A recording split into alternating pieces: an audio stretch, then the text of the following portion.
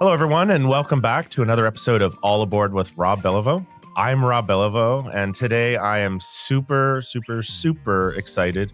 I normally say I'm excited, but now today I'm actually really super excited to have somebody who I look up to in the educational technology and education industry, Dr. Sambhavi Chandrashekar. And I know I probably said that wrong again, and we talked about this before, but Dr. Sam, hello, and welcome to the show. Hi, Rob. Sitting with you doing this podcast is such an honor. Thank you. Well, I feel like the lucky one, so we'll just agree to disagree on that. That'll be our only disagreement because I think I'm the luckier one. But today's episode is going to be really awesome for folks that we try to talk to through this podcast that are new in their online learning journey. Some are long standards in the online journey, and we try to bring in new thoughts, new ideas. And today, we're going to be talking about accessibility in online learning, to which you are the sole expert that I know that I would look up to for this. So maybe we can start off with giving, just a brief introduction on, who you are, where you fit in this world of online education accessibility, and what really, what made you get passionate about working in accessibility and online learning. Thank you, Rob. Hello, world. I'm Sambhavi Chandrashekar, but I have an accessible name, Sam. For those who prefer it short and sweet instead of long and luscious, I hold a position as Global Accessibility Lead at D2L, which is an education technology company. D2L's mission is to transform the way the world learns by making learning accessible, engaging, and inspiring, not just for those so-called average learners, but for everyone, regardless of their age and ability. I joined D2L 8 years ago. Wow, 8 years ago. Yeah, long time. Before that, I spent over a decade in academia. I was learning and teaching inclusive design. And my personal passion for accessibility and D2L's culture for prioritizing accessibility have been feeding into each other to such an extent that I feel well anchored there. Mm-hmm. And coming to how I became passionate about accessibility in online learning, I owe it all to one person, Dr. Yuta Travaranis. She's been my mentor for 2 decades. Yuta is the director of Inclusive Design Research Center in Toronto, and Toronto is where I live too. You asked me about where my association with accessibility started. That's an interesting story.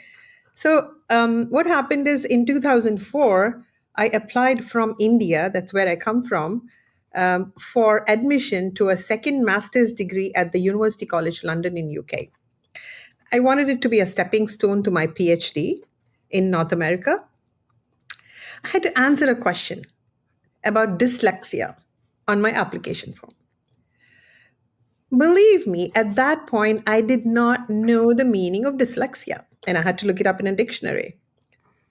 Fast forward 20 years, and Rob, you invited me to do a podcast on accessibility in online learning.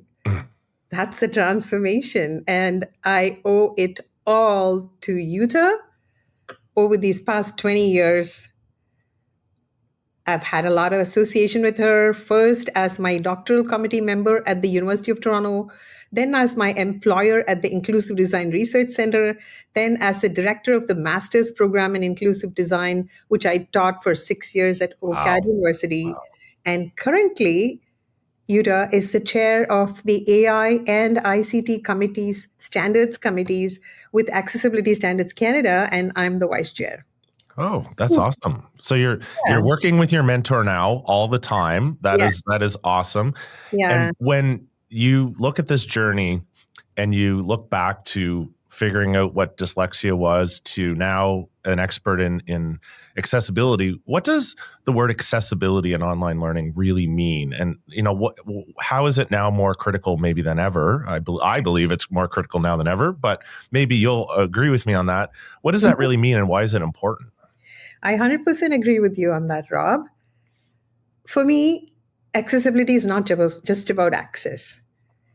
Accessibility in online learning means every learner must be able to access, participate in, contribute to, and experience success in learning, regardless of any permanent, temporary, situational, or even episodic constraints that they may face. Mm-hmm. Digital accessibility is becoming increasingly critical because there's increasing adoption of emerging educational technologies. And throw AI into that mix, Mm-hmm. you can just imagine what's happening. There's both opportunities and risks for learners with disabilities, and that both of them are increasing exponentially. Mm-hmm. Mm-hmm. So, when AI based edtech, which is like becoming the norm these days, becomes inaccessible, the chances of learners with disabilities being left behind increases Yeah. at the speed of AI. Now, this is something I want all educators and all edtech suppliers to keep in their mind. Educators, when they procure and implement AI based education tools, and edtech vendors Yeah. or suppliers, when they design and build AI based education tools. The tools themselves. If Yes, that's not forefront, then it's too late at the end to try to yes, go back and fix it, right? that's the most critical thing Yeah, now. yeah. The thing I think about also with this discussion on accessibility that I've really tried to open my my eyes and my brain to over the years has been, a difference with those who we as and myself as a very fortunate, able-bodied person and able-minded person um, to access learning and have those tools. There's many that do ask for accommodation or look for assistance, but there's a lot that don't. And that group of folks that aren't the so-called folks that are asking for assistance, I think sometimes get left behind in this conversation because they need accessibility even if they haven't asked for it. Yes. Have you ever considered why accessibility tools cannot be a one size fit all, Rob? Well, that's a great question. I have considered that. And, I think that it's a lot is because we have a lot of folks, those of us who build these tools, don't have the lens and the lived framework to understand what those adaptations are that are needed. So not every possibility has been considered. Sorry, I didn't mean to reverse interview It's you. great. I love it. You put me on the spot on my own podcast. I love it. Now I'm being schooled by Dr. Sam. How Oh, did I no, do on my I'm answer? sorry. I'm sorry. I was just fascinated by um, my observation that to this date, no two human beings have the same fingerprint, right? So, Right. diversity is the essence of being human. Mm-hmm. Some of us ostensibly or openly need assistive tools, some of Mm-hmm. us don't, which is what you were referring to, I think. Yeah. Yeah. We don't think twice when we order a la carte in a restaurant, do we? Nope. Nope. Why do we all eat the same thing? Yeah. Sometimes we don't like it after we eat it, though. Sometimes we don't like it after we eat it. But that's also like poorly designed education. They don't learn after they consume it if accessibility hasn't been at the forefront. Yeah, and also along with accessibility, we must know or remember that different people have different needs at Mm-hmm. different times in Yes. different contexts. Yes. Yes. And we always think that if you know one screen reader user, you can design for all screen reader users. Take it Mm-hmm. from me. You know one person who uses a screen reader, you Mm-hmm. know one person who uses a screen reader. Yeah. There's variability across learners. Yeah. Yeah. So, as a practitioner of inclusive design, I'm not a fan of just giving one thing to one person. Right. So, that's my 2 cents. So you're really talking about that variety of accessibility Mhm, tools rather than mhm, like a one size fits all approach. mhm. And that's really essential for diverse learners, isn't it? Yep, I do think so. So what happens when students don't have access to the right accessibility tools for their specific needs? You know what? It's like tasking someone with making a sculpture and handing them a chisel that doesn't fit in their hands. This is intentionally setting them up for failure. It's not the right thing to do, Rob. Mm-hmm. Mm-hmm. You So, remember, sorry. Yeah, go yeah, ahead. go ahead. No, go ahead. I just wanted to ask you if you remember what Archimedes said. Give me a lever and a place to stand, and I will move the earth. So, students with disabilities need both. They Mm-hmm. need the right assistive tools, and they need accessible technology and content where those tools will work. But I'll let you speak, Rob. No, this plays into what we wanted to talk about, and this journey of understanding where you've been, where you've come from, what you've learned, and now how this affects people. And it really leads into one of the tie-ins on the podcast that we have, that Mm-hmm. Neon Train works as a partner with Brightspace, and you work for Brightspace, and Brightspace is one of the things that typically unifies guests on the podcast.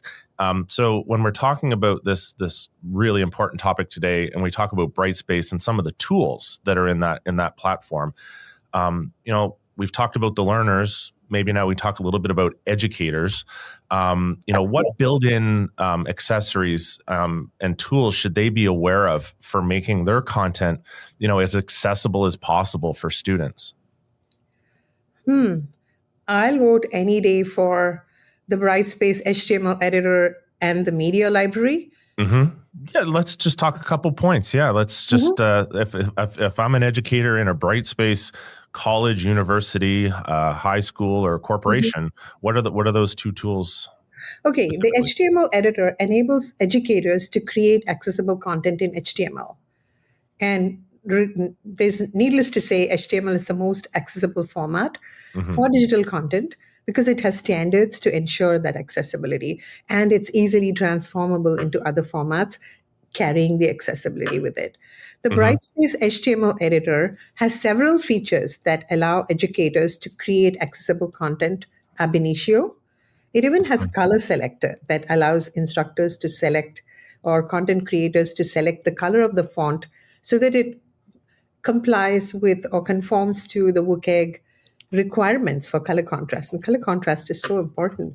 It Yeah, also has a checker, so you can check whether whatever HTML you produced is accessible or not. right.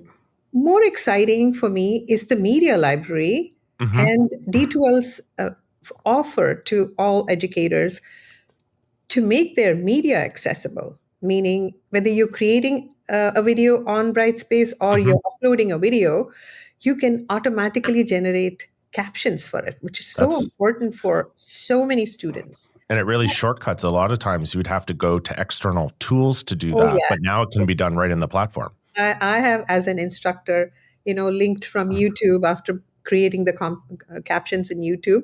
But here, it's not only automatically generating the captions, and captions are getting way better day by day, but also the owner can edit the captions. And the learners can automatically get transcripts. You can Wow. you can do so many other things like optimize for delivery on mobile devices. You can clip the contents, create chapters. I can talk for an hour Yeah. about it, but I know we could do a whole podcast just on I'll this one. stop here. Yeah, Maybe we'll park that for later. yeah. So we look at the Brightspace infrastructure. It has some awesome tools inside the infrastructure, and they partner with other partners to bring in other accessibility type tools. Is there one or two that stand out to you that educators should be asking their institutions or their owners for? Absolutely, because we can't do everything, and No. we have our own areas of specialty. As platform creators, we do provide some accessibility and I mean tools and features, but we love creating that ecosystem. There are several partners.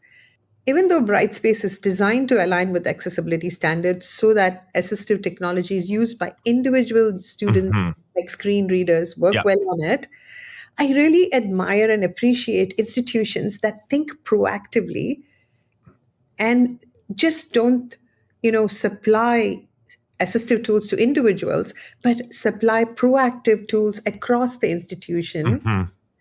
And my favorite tool in this category is Read Speaker. Because Wow. Read Speaker, if you don't know, is I think you would know, Rob, but I'm just saying Oh, yeah. generally, Yeah.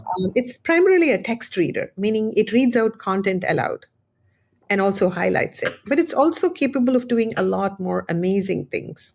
Personally, at D2L, we have to do a lot of compliance courses, and I use ReadSpeaker for all of them because I not only read the content but also watch the portion being highlighted, being Mm-hmm. highlighted, and Mm-hmm. I can customize the colors to suit my needs. When my eyes feel tired, I enlarge the text. When I'm feeling that I'm losing attention, I can bring up the focus bar. When I fancy reading it in another language, I can translate it. When I want to consume it while I'm on the treadmill, I can download this audio file. I love ReadSpeaker. It's That's it. Yeah. folks, we did not script this part, but Neon Train uses ReadSpeaker every day in its system, and our Wow. learning providers have free access to ReadSpeaker. It was an adoptability thing that I felt was important, that we passed that tool on at no extra charge for everyone to have free accessible tools. ReadSpeaker has been on the podcast previously talking about the use of their technology, and I think something you've highlighted today that really stands out for me is, while even the name of the company, ReadSpeaker, speaker being thinking you're hearing aloud and voice and vocal, that other part of the tool about manipulating the content on a screen for readability, for your comfort or your adaptability is a function that I think a lot of us quite honestly forget about. So thank you for reminding us about that feature today. Oh, yeah, Rob, I recall Colleen's podcast with you. Colleen's my Yeah. bestie. So how would I not see that? And let me stop here and tell you, I've always been your fan for having thought of Neon Train, Rob. Oh, thank Such you so a much. fascinating, innovative idea. It's the perfect example of the power of doing well by doing good. I've Thank you so recommended him to much. several nonprofits. So that That's you so know. kind. That's so kind. Yeah, that's very kind. Thank you. And as we talk about the tools, vendors, accessibility in general, there's these other universal benefits, right? So we've talked now about some specific benefits, but how do some of these accessibility features actually benefit all of the learners and not just the folks with documented disabilities, which is what I was leading into earlier in the podcast? How does this universal kind of adaptation of accessibility help everyone, even if they don't know it's helping them? You know what? This is my most favorite aspect of accessibility. I love how what we build to meet the needs of those who are permanently having a disability is also helpful to others who face similar constraints. It could be temporary or situational, but it helps all of them. As an example, say, we will build in good color contrast for students with low vision. But when a student who can see well, is viewing that content on their mobile device on the go, and there's a glare on their screen due to sunlight, the contrast helps them read better. I can also give you another example like audio download. It's essentially made possible for students with vision impairments, but all students who are commuting or who want to, like I said earlier, r- read a lesson while they are Yep. on the treadmill can use that. And this is why we partner at D2L with Fable, because everything is about inclusive design, and inclusive design has this larger impact. How we do inclusive design is by working with people with extreme needs, which is another word for people with disabilities. Fable is our accessibility partner, and they connect us with a community of people using a variety of assistive technologies. Using Fable's platform, our teams can include these people, screen reader users, screen magnifier users, speech input users throughout our product cycle, research, design, engineering, QA, even support. Wow. We believe that designing with people with disability is always better than designing for them. And what we design for meeting their needs ends up making our LMS, Brightspace, and related products more usable for everyone. Well, speaking of the everyday learner, do you have a couple examples where accessibility tools have really helped somebody unexpectedly? I did mention earlier about the color contrast and sunlight, but I can pointedly talk about captions because that's the most spoken about example. Because captions are essential for accessibility of the audio part of videos. But we see every day that even students who can hear well use captions because they can focus and internalize video content when they read captions while listening to the video. I personally watch captions every time I Mm-hmm. watch a movie Mm-hmm. or even any video. Or captions and audio at the same time. Then you're getting it. Yeah. It's reinforced, multimodal. So better pedagogy. Right. So especially think of international students. We had a lot when I was teaching from Korea, from India, Dubai, whose first language is not English. They all benefit from captions. Oh, think of a single mom. And she's working during the day, she's doing a media program, she has to watch videos at night when the kid is sleeping. Captions. Yeah. So the captions you already mentioned, that's something you use, and you use it in multiple modality. Are there any other tools that are your personal Dr. Sam approved checkmark tools that you use that folks listening today could look into? When I'm reading an article, sometimes it has a lot of ads and all that. There's an option in the address bar of Firefox, maybe other browsers as well, that brings up a clutter-free print version sort of web page, which is very clean to read. Sometimes you can even turn on the audio and read. All these are free features on browsers. And I love to use the read aloud feature in Word and PDF. I also dictate into Word. That's so useful. Dictating, and then of course you have to edit, but Google Doc and Word, they have that feature. But invariably, the one that I use maximum is the browser's magnification. Okay, magnification. With Excel, I cannot do without 150% magnification. Think about that as my aging eyes, but that's what it is. Yeah, you had me at Excel. We're just going to park that one right there. But yes, we gotta look at those. So what's really cool about the tools that you just listed too is generally they're actually all free. We just got to go find them. Yeah, amazing. So as we kind of start to unfortunately kind of wind down our session today, we look for always leaving folks in this podcast with something that they've hopefully learned today or something that they can take from today and go do. And I love leaving people with things to do, and hopefully they get value from listening to me talk for 22 minutes every month. What would be one simple step educators could take today to make their online courses more accessible? Just one key takeaway for them. One key takeaway. I'll vote for educators connecting with learners with disabilities in their school, because that's the only way they can know their needs, get their feedback on how accessible their course content is and their delivery methods are. In this context, I fondly remember Professor Jo Elliott. She was a co-panelist with me in an in-person panel I did in Melbourne. I think it was 2022. Okay. And at that time, she was with Deakin University, which is a D2L customer. Yep. Professor Jo spoke about this practice at Deakin where instructors were paired with students with disabilities so that they could learn about disability from the students. Isn't that amazing? I think that's incredible. And I think the fact that they're willing to put themselves out there, and I think that's probably one of the fears that educators may have is they might not necessarily want to have that constructive feedback or be scrutinized. But if you truly want to be adaptive and progressive in this area, you have to be willing to go and listen to the people that you're supposed to be helping serve. And sometimes hear feedback you might not want to hear, that what you're teaching or what you've built is not as good as what you think it is. Yeah, I think some constructive feedback, right. But I personally found this reverse mentoring truly fascinating. Yeah. And in case anybody in the audience or whoever listens to the podcast is interested in connecting with Professor Jo, she's currently with Queen Mary University in London. She's amazing. Yeah.